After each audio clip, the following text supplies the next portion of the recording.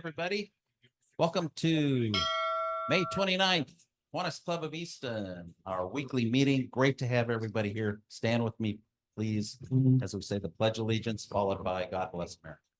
I pledge allegiance to the flag of the United States of America and to the republic for which it stands, one nation under God, indivisible, with liberty and justice for all. God bless America, land that I love. Stand beside her and guide her through the night with the light from above. From the mountains to the prairies, to the oceans white with foam. God bless America, my home, sweet home. God bless America, my home, sweet home. Thank you, everybody. You may be seated, and we have some readings of inspiration from our lovely Barbara Walker. Thank you, James. The first quote I have for you today is from Martin Luther King Jr. Everybody can be great because anybody can serve. You do not have to have a college degree to serve. You do not have to make your subject and verb agree to serve. But most importantly, you only need a heart full of grace, a soul generated by love. Another brief quote here, this one from Albert Schweitzer. I don't know what your destiny will be, but one thing I do know, the only ones among you who will be really happy are those who have sought and found how to serve. And another very brief one here from Winston Churchill. We make a living by what we get. We make a life by what we give. Wonderful thoughts all. Thank you very much, Barbara. Appreciate that very much. Let's just have a moment of silence and reflect on to God, however you experience through your faith or whatever. Just a moment of silence, please. And we thank you for this time to gather together, the food, the message we're about to hear, and we just pray that you be with us as we go out to serve. Thank you. Scott, would you like to introduce our speakers? Sure would. Well, good afternoon, everybody. So our speakers today are Mike Raymond and actually Tim Mulligan is going to be speaking. Mike is a communications manager for CIS. We talk about CIS quite often, but today I think we'll get a good deep dive into the organization. Tim is the CEO, and Mike is going to introduce Tim. Just a short note about Mike. I've known Mike since probably he must have been about 14 years old. Yeah, good friends with my son. They graduated from the same year together. I won't share the year, but my son turned 40 last week. So anyway, you can do the math. And by the way, I don't know how many of you listen to the WEEX, but on Saturday morning, Mike has a radio show. Mike, how long have you had that show? 11 years. 11 years. Yeah. And actually, I'll be heading there this afternoon. It's sports St. Luke's Sports Medicine Roundup. That's Saturday morning, and then we just do our normal show during the week. This Saturday morning and here, Mike. So Mike, I'll turn it over to you. You can introduce Tim, and certainly thank you guys for coming today. Yep. And thanks, Scott. No, it's great that when Scott reached out and asked us, and he had said you had heard about communities and schools, and just a little quick, overview of communities and schools. We're in about 32 states and the District of Columbia, a nationwide organization trying to connect students with the resources they need. Some of the most at-risk students we were working with in about 13 school districts here in Eastern Pennsylvania, and about 38,000 students last year. We'll kind of explain a little bit of how that's broken up. But Tim is our CEO and has been for 12 years, I believe. 13. Now he's up to 13. And you're one off too. I'm 1 year older than Logan. So so I guess we'll just keep with that theme. But yeah, Tim has been in charge of our organization during some of our most recent growth, and it's been quite exponential in the past few years. Next school year, we're going to be in 2 more counties, I believe, and that will add to the 4 that we already serve. You know, anybody who I've talked to, and we talk about Tim, so much has happened under his leadership, and we are really blessed to have him lead us on our mission with communities and schools, and really try to bring the resources that students need where it's most convenient to them inside of schools. So Tim will walk us through that, but Tim Mulligan, our CEO. Great, thanks, Mike. Yes, so. Okay. Okay. Do you want to start with the video, or do you want to? Yeah, we're going to start with a video, which last year, 2023, was our 40th anniversary. Now, Communities in Schools, as Mike said, we're a nationwide network of independent 501c3 organizations. The movement is 50 years old. Last year, we turned 40. Communities in Schools of Eastern Pennsylvania has been building bright futures for 40 years. Everything that CIS is about, it's about a caring adult and a caring, safe community. And when somebody believes in you, you'll go through a wall for them. People want to know somebody gives a damn they exist. And they want to know they have a safe, caring community to help them in their own healing and help raise their children. Out of that, Communities in Schools was born. The national movement began in Harlem, New York City, where Bill Milliken's vision to bring community resources inside public schools came to life. 6 years later, the organization, then named Cities and Schools of Bethlehem, entered the Lehigh Valley. The program started in Bethlehem, and it was Cities and Schools at the time. Life for these kids is really difficult. So the need to give these kids support and make them know that the community values them and is there to help is really valuable. After becoming Communities in Schools of the Lehigh Valley, CIS began expanding into Allentown School District under Superintendent Diane Scott. In 1996, the CIS Success Academy is launched to serve at-risk high school students. 40 years, the world has changed a lot. Our students and families have had to go through so many different changes as our society's gone through changes. We're seeing a high need for mental health support, continued community-based work to not only support the child, but support the whole family. To further its reach in 1999, CIS began working with Easton Area School District. In 2006, CIS partnered with United Way of the Greater Lehigh Valley to serve community schools in the area. When Communities in Schools shows up at the door of a school, we show up not just ourselves, but with a whole Rolodex of names and partners. All the big players in the Lehigh Valley are supporters of CIS, and there's a reason for that, because it's a good program. Every child can benefit by a positive relationship. It doesn't have to be with a member of CIS.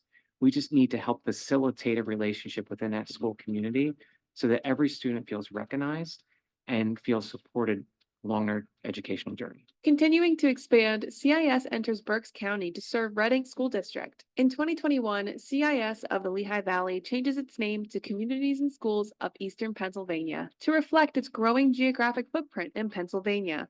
Just 1 year later, the Mackenzie Scott Foundation recognizes CIS of Eastern PA, giving support for growth.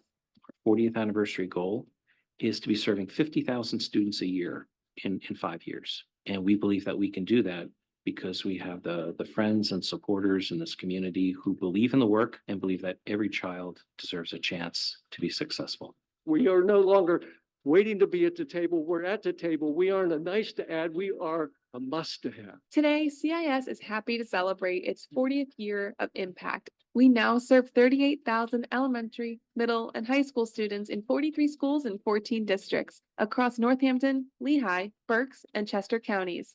Happy 40 years to CIS. Here's to 40 more and beyond. Congratulations on making it to 40 years.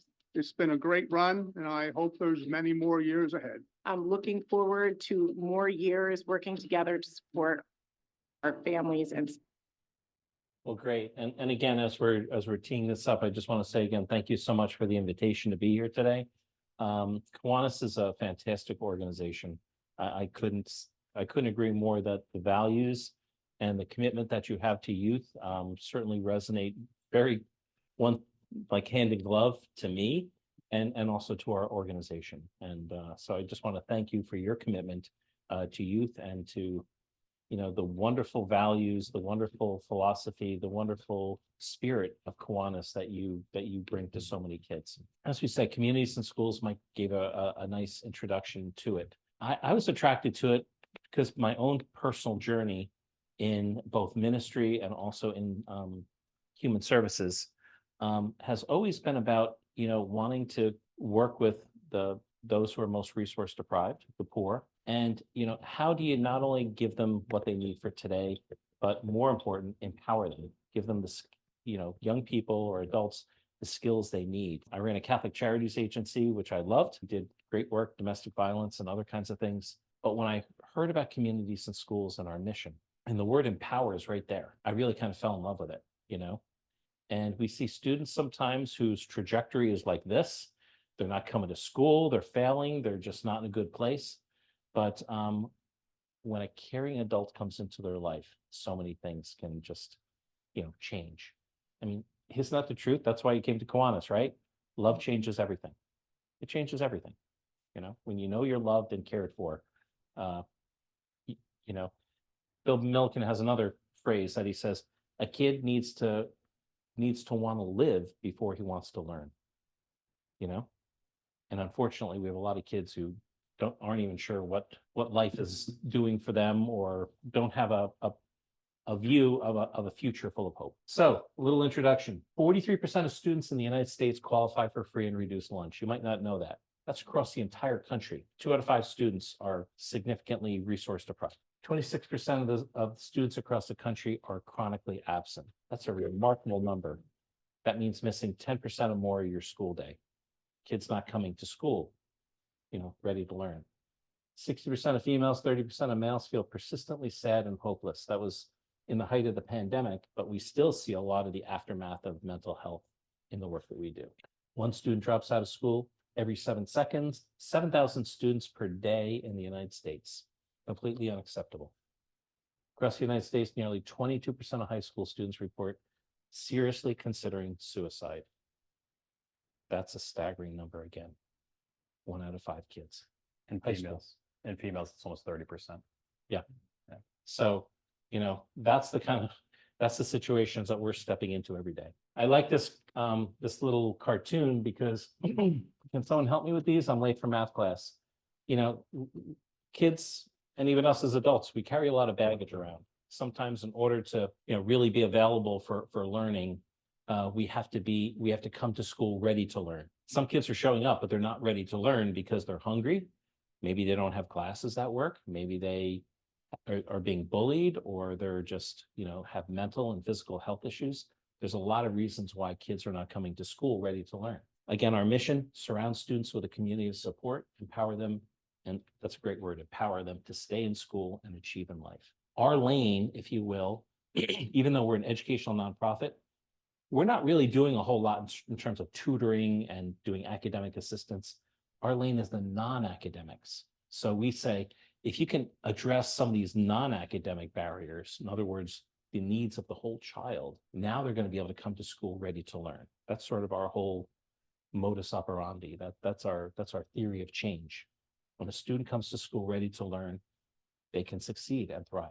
And again, our vision: do whatever it takes so that every child graduates with the skills necessary for college and career. These are our 5 basics. We try to put these into place in all the work we do. It's very clear: a one-to-one relationship with a caring adult. We try to make sure that every child has this, that they have at least a CIS coordinator in their life who's there, who will do anything so that that student knows that we love them and care for them. A safe place to learn and grow, a healthy start and a healthy future. So health of all, holistic, physical, as well as mental health. A marketable skill. We get involved in, helping students to plan that next piece of their career, whether it's going into a trade, whether it's going into the military, whether it's going into college. All are good options. And a chance to give back to peers and community. It kind of resonates with Kiwanis, right? To be a good citizen, we always say this, that even if you're coming from dirt poor, guess what? You can write a letter to a veteran. Guess what? We can go and we can visit people in a nursing home. Guess what? We can get involved in our communities. To be fully human is really to give back. And I love that about communities and schools. That's part of our the 5 basics that we try to put in place. Our core work, it's complicated, but we call it integrated student supports. So what we do is, just like the name of our organization, Communities in Schools, our staff actually have office in the school. They don't just go in for 2 periods and then go back to the office. Their office is in the school. They look and feel like a school district employee. So we're in the same school every day, building those relationships with students, with their families, with other nonprofit providers, with the teachers and principals, building those strong set of relationships. We're connecting students and families to resources both in the school, but sometimes more importantly, in the community. This family is homeless. We help them to find a place to live. This family has domestic violence going on. You know, we're going to connect them to that resource that they need. We're always doing that. So it's really important that we train our staffs that they have a good understanding of community resources. What can they do when they call Northampton Social Services? What's available there? What's available at Valley Youth House or Boys and Girls Club or St. Luke's or Lehigh Valley Health Network or others? What we do is tailored to meet the needs of each school. So we're in urban, rural, and suburban schools. We're in middle, elementary, and high schools, small, large, 5,500 kids at Reading Senior High School, and Antietam and other places. Sometimes there's like 150 kids in the elementary school. So whatever we do is tailored, and we do a thorough needs assessment to identify what are the needs of the whole school, and we address those. So maybe it's Paxenosa Elementary over here. They have needs for, greater parent engagement. There's language barriers and things like that. There might be basic needs. Those are the kinds of things that we're going to work at Paxenosa or Eastern Area Middle School or so forth. And what we do is evidence-based. That's also important. Sometimes a program can really look good, but doesn't have proven results with a third-party evaluator to say that what you do actually is achieving the goals you set out. Our national organizations invested millions of dollars into doing evidence-based research, 13 national studies to show that what we do actually does work. So when we work in a school, we do 3 types of support. We do whole school programs. Mental Health Awareness Month, we're going to put something in the hands of every kid to show them suicide alert hotline numbers, how to anticipate, your friend doesn't seem to be right. What do you do? Let's help them to understand what they can do. We're going to do whole school programs for parent engagement. We're going to do whole school programs we're going to create a food pantry or a clothing closet in the school to make sure that kids who need it get those kinds of things. Lots of other types of options too. Group supports. What about particular groups that need some help? Need a particular strong place, a safe place. Kids who are struggling with anxiety or depression. Kids who grief and loss, they've lost somebody important in their life. Kids who are just learning coping skills, resiliency skills, and things like that. When you get angry, you can't just tee off on your teacher. How do you, calm yourself and do what you need to do? And of course, there's the one-to-one intensive supports. We work with students who identify with academic, behavior, and attendance issues. We work with them in a case managed relationship. We're meeting with them sometimes multiple times a week, checking in with them, setting goals with them, and helping them to achieve those goals. Again, some of these things I've already said, but we're always working with other organizations and nonprofits, coordinating. So we realize we're not the solution to everything, but sometimes we can do a great job of connecting students to those resources they need, and parents too. We're finding new resources in the community all the time. In Easton, we connected the district with a drug and alcohol resource that we had used, and that's been in existence now for about 10 years. Case manage, we do that one-to-one work. We're engaging parents and guardians. We're supporting school-wide initiatives because we're not just there to do our own thing. We're there to help schools achieve their goals. And finally, we do a lot of work in evaluating our own work. We do mid-year monitoring and adjusting. We do end-of-year complete data reviews and hold ourselves accountable to improve where we need to improve and to learn best practices and share them with others when we're doing outstanding work like we're doing here in Easton. Outstanding work. Here's where we're serving. These are the 13 school districts. And as you see this map, Next year, we're going to be in Delaware County, and we're also going to be up here in Monroe County. We're very excited to be going into the Poconos for the first time, serving Pocono Mountain School District. Next year, we're going to be about 105 employees, about 50 sites, and those other numbers are going to increase as well, starting in July. Our results for last year, very proud of the graduation rate. Most years were about 90 or 91. Last year we were 88, but that's at-risk students. All those students are, these are not your 3.0 students or 4.0 students. These are students who are at risk of dropping out. We get 88% of them to graduate on time. Academic progress, social emotional behavior, and attendance continues to be the hardest one to really move forward. We continue to work on that. And that's the most important. Post-pandemic. Post-pandemic, absolutely. So finally, we want to end with, we're going to show you one of these videos. Both these young women are incredibly impressive. They're what we call our CIS alumni. Gabby, you won't be surprised, but Mike is our communications manager, but Mike also was a site coordinator. He was in the schools. He was the primary person working with Gabby, and her life changed because of an amazing guy like him being part of her life. So I think that CIS gives students a unique opportunity. I just think that if anyone needs help, they can find it there. Hi, my name is Gabriela Alves. I graduated from Easton Area High School in 2018. I transferred to Easton my sophomore year of high school, so I ended up going into a place where I didn't know anyone and had to kind of make my way. My junior year of high school is when I started with communities and schools. My dad got sick, so my junior year was a year of in and out of the hospital, running around, and it was really nice to have the support network that communities and schools provided me with. Every week, I would go to Mike Raymond's office and we would just talk for an hour about whatever I wanted to talk about. No matter what I needed, I knew that I had a place to go. After my father had passed, I missed about a month of school just because it was such a difficult time. And so I ended up being in the office here a lot more. I always was, but even more often. And so I had to kind of learn how to reprioritize my responsibilities. Mike told me that there are things you can control and things that you can't, but understanding that, some things in life are more important than your grades or, your job, some things are just above all of that. And so I think I learned that very early on. Communities and schools gave me a place to go and get help when I needed it.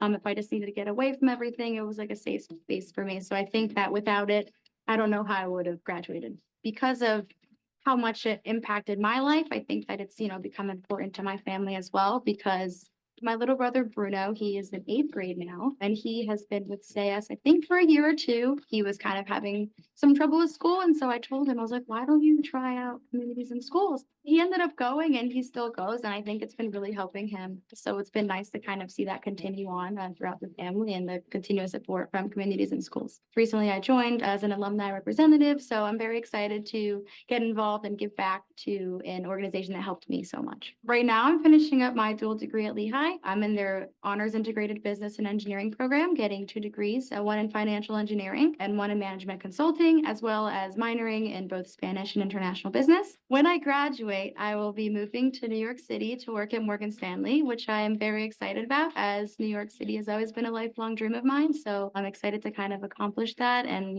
go to the next chapter of my life. I'd like to thank CIS for everything they did for me during the hardest time of my life and everything they continue to do for me, for giving me the chance to get involved and to help other people as well. I really don't know how I would have gone through life and done everything that I've done without that network. So thank you. if anyone's interested in additional videos, we have a lot of 2-minute videos. They're not too difficult to watch, but they're on our website. So if you go there, there's a video place. Mike recently just created a YouTube channel too. Yes. So they're all available on our YouTube channel. Yes. But I just wanted to kind of hold off there and just see if anybody has any kind of questions or comments for me or Mike. And again, Mike did the work himself. So I was just going to add a little bit about, I'm sorry, before I get to it, I wanted to just kind of go back to what Tim was talking about being inside the schools and how important building the relationships, not only with the students and the families, obviously monumental in terms of building the engagement with them, but the administration and the school community as a whole. We had just come this morning from our, this is graduation season. We hold little mini graduations at all of our sites, and we were just at Easton High School this morning and Principal Geiger got up in front of everybody and he just, the running joke is, and it came up yesterday at Emmaus, and I knew you couldn't make it because of a board meeting, but the running joke is people don't realize that we don't work for the school district. Like they think we're school district employees. Oftentimes that's really important because kids who have come through our doors may have already tried a couple different things and we are another option. And if a certain district employee might pick up the phone and call home, they might get a different welcome than if I were to call home. So it's a blessing and I think it allows us to do our work even more effectively and say, hey, we're kind of on your side. We want to find the solution. So I think that's important to note. And inside schools all day, every day, like Tim said, there are a lot of different nonprofit agencies throughout the Lehigh Valley that'll go in for a few hours. And we actually rely on a lot of those agencies because we coordinate services. Exactly. Yeah, coordinate services for those agencies. The guidance office will often say, hey, can you take this? And, we have a working relationship with Valley Youth House. They want to come in and do a group on Tuesdays. Can you get the students together and refer students into that group? Yeah, that's kind of what we're here to do. And a lot of times, our roles, like Tim was talking about, look different in each school depending on the needs. So at Easton, we are very much a trusted resource. We are relied upon to do a lot of the day-to-day operations stuff right alongside the guidance department and administration. Thanks, Mike. But Skip, you had a That's question? great. Well, we've got some questions. Yes. I'll bring the microphone. I have a granddaughter who is going to start high school next year. Her middle school experiences were horrible.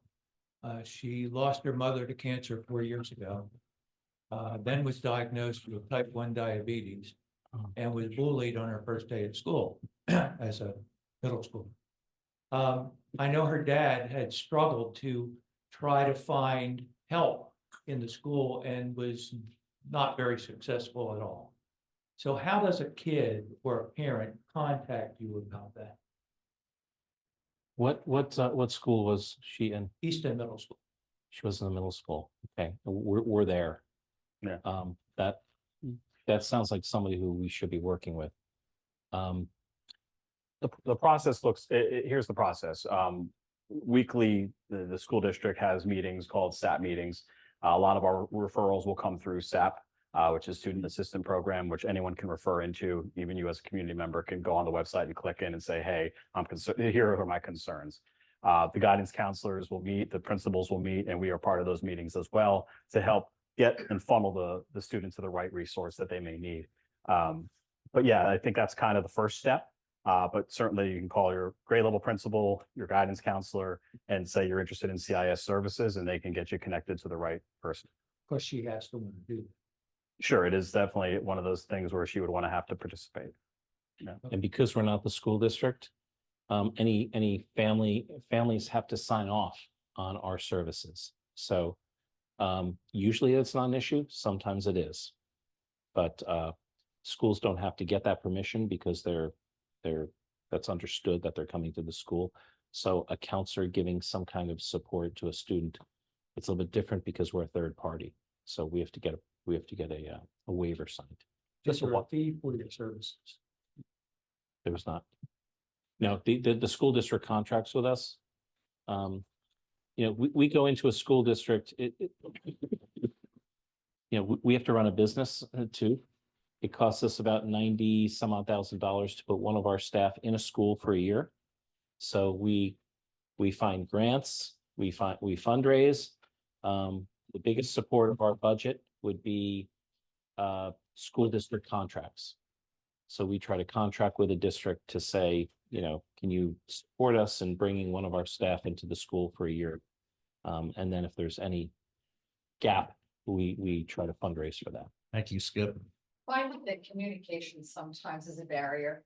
And I'm not talking about bilingual, but within the school district itself. Yes. Is there enough communication? Is there enough information at the teacher level to go to a referral to the counselor because I find sometimes that's not the case. And with Skip's granddaughter, how come somebody within this, this is rhetorical, did not do something knowing that those resources are there? That's why I'm asking about the communication aspect of things and how much do they know about what you do. Counselors may know, does the teaching staff know? And what did that look like? I think you can answer, depending on the district. I think you might agree with this. In Easton, I think we are well established enough where most teachers know where to find us, who we are. I think that's pretty easy. In a newer school, that might be a little bit of a barrier until we're understood, our process is understood a little bit more. But I think certainly in Easton, that's not a concern. I do want to pick up on what you said, though, is that I would never assume that every kid who has a need is, first of all, that it's known, Yeah, Right. or that it's getting to the right place, even in what we might say are the best of schools. I think, I've been going through PAYS data, Pennsylvania Youth Service State, Pennsylvania Youth Survey. This is where kids answer for themselves about Yes. risky behaviors, about things like mental health and suicide and depression and things like that. It would take your breath away. You wouldn't even sleep at night if you saw some of these numbers, what kids are saying. We've had someone come Yeah. and do a presentation for Yeah. us, and that's part of the reason that I'm asking. Right. And I also did a 7-year stint as a consultant to one of the programs in Easton's district. And I know that there is a certain amount of territorial stuff that goes on within each school. And the schools that I dealt with was very much like that. And that's why I'm asking, I'm hoping that the communication and who you are and what you bring to that district is well communicated, because it's obviously a value. And Yeah. I think the fact that his granddaughter is missing out on that opportunity, or any child. Yeah, I'd be very interested to learn more about, number one, how well known was the need. And again, I'm not saying anything negative about your son and daughter, and but like I said, it's so clear that all the needs are not being identified, and if they are being identified, are getting to the right places. Yes. And that's across the board school districts. And again, our experience has been Easton is way better than most. So, but that doesn't mean that they're excellent. That just means they're, other places we work, I don't even have confidence that 1/3 of the needs are getting where they need to get, but it's a huge need. It's a huge issue in schools. So I'm gonna ask, what else can we do? We're not in the system. What can we do to help that? I think maybe it's going to school boards, and maybe it's in public comment asking those kinds of questions. How do you know you're identifying all the student needs?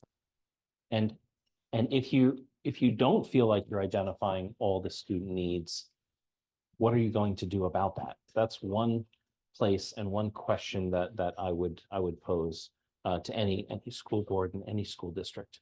Yeah, but I really appreciate your question. Again, yeah, I didn't expect Yeah. you to have all the answers, but Yeah, I'm thinking that, hearing this may Yeah. spark some kind of. And I think going back to what Tim was saying, identifying students sometimes, and I'm not saying anyone didn't want to be identified, but like just trying to open that first conversation can sometimes be a struggle. We're voluntary, like we were saying, they have to want to participate in our services. And if they're not, if now's not the right time, sometimes you have to come back and circle the wagons again. And there's an element to what Mike just said too, is like, for instance, a student may have a need, may even communicate that to their parent, but may not want to communicate that at school. Maybe there's an element of, if I say this, I'm going to get bullied even more, or it's going to get worse for me if I share this. So they look at school as a safe space, and that's my time away from all the problems that I have at home. A lot of, believe it or not, a lot of the kids who are identified, they get from us the attention that they don't get at home, which is the reason they come to school, which is very nice. So what would it look like, a student with a situation similar to Skip's granddaughter? You identify them, so what happens next? What's it look like? So, first meeting would be, they would identify them, and then, of course, we would bring them down. First meeting, we kind of talk about why, I'll say, hey, Let's this is talk about the different ways it could be identified first. identified from SAP or from. Well, it could start with a teacher, it Oh, could start right, with an yeah. administrator, it could start with anybody lot of- identifying this issue, or potentially even a friend of a student. yeah. Bring it to somebody's attention. Sure. Then it goes to Right, staff. and a lot of self-referrals, by the way. So, Yeah. word of mouth spreads among certain communities, and we get a lot of self-referrals and say, hey, we could benefit from this, and then yes. But yeah, you would bring them down and, hey, here's what I understand as to why you're here. You may not want to talk about this right now. You may not want, it's kind of like at their own pace. Here are some of the things that might work for you, but it's just open a conversation, going back to what Tim was talking about, the 5 basics, that one-on-one relationship. Oftentimes, I'll talk about something like that, whatever they were referred to, but that's not the first thing out of my mouth. I'm just understanding how their day is going. I'm understanding, who they are as a person, and then slowly getting to the point why you're sitting here. You know what I mean? And then it's like, hey, there's a couple different solutions we have. I'd like to make sure that your parents are part of this process. Let's pick up the phone and understand, their perspective and get all the, parties together. I like working with teachers. We do advocate a lot for our students. If, hey, this teacher, just generic an example, isn't let me making up a test. Well, hey, I'm not comfortable in going and talking to that teacher. Let's open up the dialogue a little bit here. But yeah, more serious cases, and we're talking mental health. Hey, there's Lehigh Valley Health Network services we can get you connected with. There's group services we can get you connected with, depending on whatever you're dealing with. But we have, like Tim was saying in the video, Rolodex of options for you. But it's kind of has to start here with the relationship, so you trust where I'm sending you is the right solution for you. Yeah. And Typically, how long does a relationship last? I know it's all varied across the, it would be one meeting, it might Yeah. be like Gabby, you might be with her for. Yeah, so Gabby, I'm going to her wedding in June of next year. I just got the invite. But no, it's depending on the need of the student, honestly. It's almost always longer than one marking period. Sure. Usually 45 days or more. 45 days is kind of a minimum of that relationship. We're not trying to foster a long-term, dependency. We're trying to, again, empower them so that they can work with us for a while and then kind of move forward. I want to say one more thing about, so you may not know this, but when we use the word SAP, what that means is Student Assistance Program. It's mandated in every public school. This is a group of people who are designated to come together regularly and to address certain student needs, to talk about it, and then to identify what kind of support will they receive. That's typically the way that we get a referral. And again, we don't get every student who goes through the SAP process. Mike said some might have psychiatric issues. Right. That's beyond the pale of what we can do. Some might have, other special needs and need special needs therapeutic. That's not what we do either. But we get a certain type of kid who's referred to us, and then we do what Mike described. But that is a process that's in every public school, or should be. And going back to the referral source one more time, it's a lot of it. Once friends hang out with friends. So if you have one student, odds are you probably are going to have their friends, or at least their friends have heard about you and what you've done for them. And they know that room is a safe space, and that allows the doors to be open. So as much as it is like, hey, we're going to get a SAP referral, a lot more is it's word of mouth, and that's among the students, the families, and the teachers. Mm-hmm. We get a lot of like special education teachers who are the ones who are we're getting a ton of referrals from special education teachers, just looking to develop some social skills with some students, looking to develop. I heard you're doing a boys mentoring group. Oh, just things that you're going to have to work on in college and career. I've heard you got a group going for that. A lot of those kids need that extra level of service, which they just don't have time for in the academic day. Yeah, sorry. That's a question. Yeah, go ahead. You're a very big organization, and I'm wondering how you determine the budgeting for all these individual schools, and what kinds of supervision and credentialing do you do for the people that are dispersed over a large area? Good question. Yeah, budgeting takes time, and we've grown from a $1 million organization to, in July, we'll have an $8.2 million budget.